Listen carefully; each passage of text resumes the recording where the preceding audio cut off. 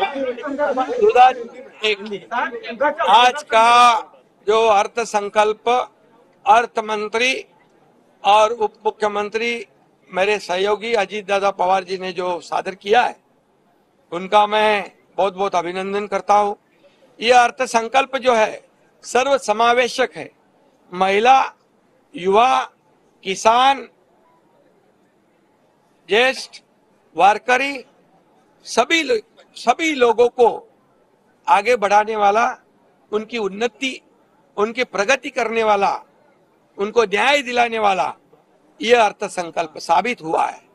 और इसलिए मुख्यमंत्री माझी लाड़की बहन योजना 1,500 रुपया डायरेक्ट डीबीटी वो हमारे बहन के खाते में जाएगा।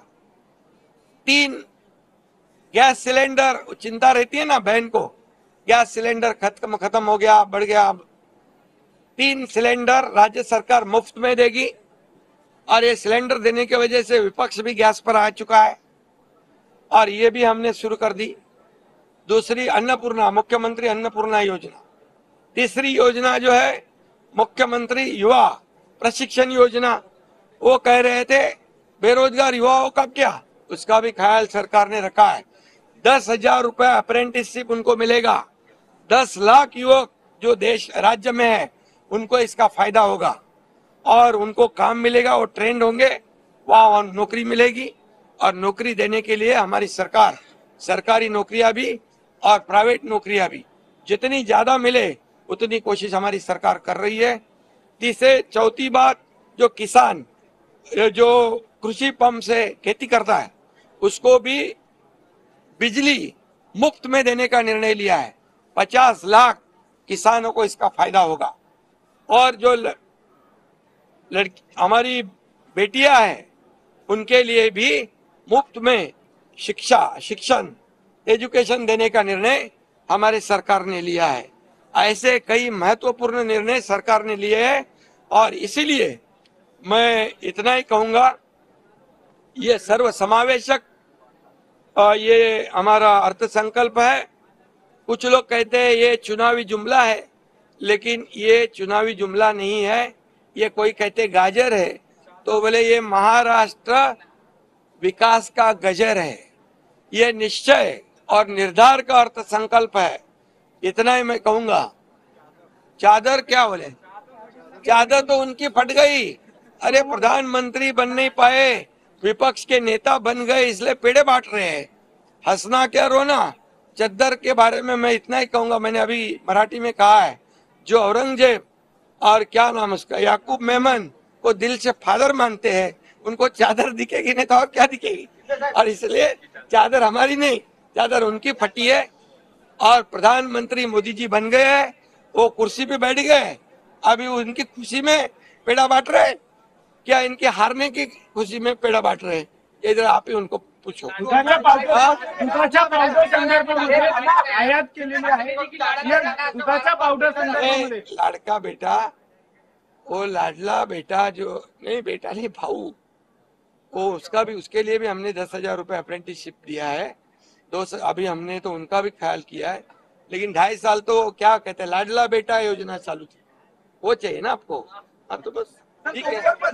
दुधाच्या पावडर संदर्भामध्ये आयात नाही, याच्यामध्ये दुधावर देखील 5 रुपये आम्ही देण्याचा निर्णय घेतलेला आहे आणि त्याच्यावर आमचे अर्थमंत्री बोलतील आणि तुम्हाला एवढंच सांगतो, एक मिनिट याच्यामध्ये जे विरोधी पक्ष खोटं नरेटिव्ह सेट करतायत की राज्य 6व्या नंबरला गेलं, हे चूक आहे। राज्य 2017 पासून 6 क्रमांकावर होतं। याचं कारण तुम्हाला सांगतो, हे पॉप्युलेशनवर डिपेंड असतं। पॉप्युलेशन, लोकसंख्या आपली जास्त आहे इतर राज्यापेक्षा। आज आपला जो 14% आपलं एकूण उत्पन्न देशाच्या उत्पन्नाच्या 14% आहे आणि तामिळनाडू पहिल्या नंबरला असताना 8% आहे। त्यामुळे त्याच्यावर देखील आपण खोट्या नरेटिव्हवर विश्वास ठेवू नका। परदेशी गुंतवणुकीमध्ये महाराष्ट्र पहिला आहे, जीडीपी मध्ये महाराष्ट्र पहिल्या नंबरला आहे, गुंतवणुकीमध्ये महाराष्ट्र पहिल्या नंबरला आहे। आणि त्यामुळे आपल्याला मी एवढंच सांगतो, आम्ही जे केलेला आहे निर्णय जो घेतला आहे हा निर्णय आमची काय म्हणतो त्याला अंतरून पाहून आम्ही पाय पसरलेले आहेत. सर्व योजना जे त्यांना वाटतायत की या योजना कशा पूर्ण होतील, तर आम्ही दिलेला शब्द तंतोतंत पाळणार आणि योजना आमच्या 1 जुलै पासून लागू होणार. त्याचा फायदा थेट लोकांना मिळणार, त्यांच्या खात्यामध्ये पैसे जमा होणार. उद्धव ठाकरे म्हणतात मोदींकडून निधी आणणार आहेत का? उद्धव ठाकरे म्हणतात मोदींकडून निधी आणणार आहेत. अरे बाबा, तुम्हाला सांगतो, आपली राज्याची आर्थिक परिस्थिती पाहून एकूण राज्याच्या जे आपलं आर्थिक जे स्थूल उत्पन्न आहे त्याच्या 25% आपण कर्ज घेऊ शकतो. आपण 17.8 वर आहोत.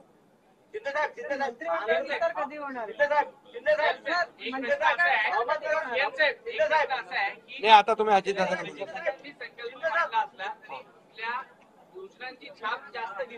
योजना कोणाच्या आहेत? सगळ्या आपल्या महायुतीच्या योजना आहेत. महायुतीच्या योजना कोणासाठी आहेत? या एकनाथ शिंदेच्या एकट्याच्या योजना नाही आहेत, या सरकारच्या योजना आणि सर्वसामान्य लोकांसाठी आहे. आणि म्हणून हे सर्वसामान्यांचं सरकार आहे, महायुतीचं सरकार आहे आणि एवढ्या योजना आम्ही लोकांसाठी राबवतोय. हा निश्चयाचा अर्थसंकल्प आहे, निर्धाराचा अर्थसंकल्प आहे. आणि पुन्हा होणाऱ्या विधानसभेच्या निवडणुकीमध्ये जनता त्यांनी जे खोटं पसरवून मतं मिळवले त्यांचा पर्दाफाश केल्याशिवाय राहणार नाही. वारकऱ्यांना पण पहिल्यांदा 20,000 रुपये दिंडीला दिले आम्ही. आज मुख्यमंत्री वारकरी महामंडळ स्थापन केलं, त्याच्यामध्ये पण पोटदुखी. वारकऱ्याने टाळ वाजवून त्यांना दाखवलं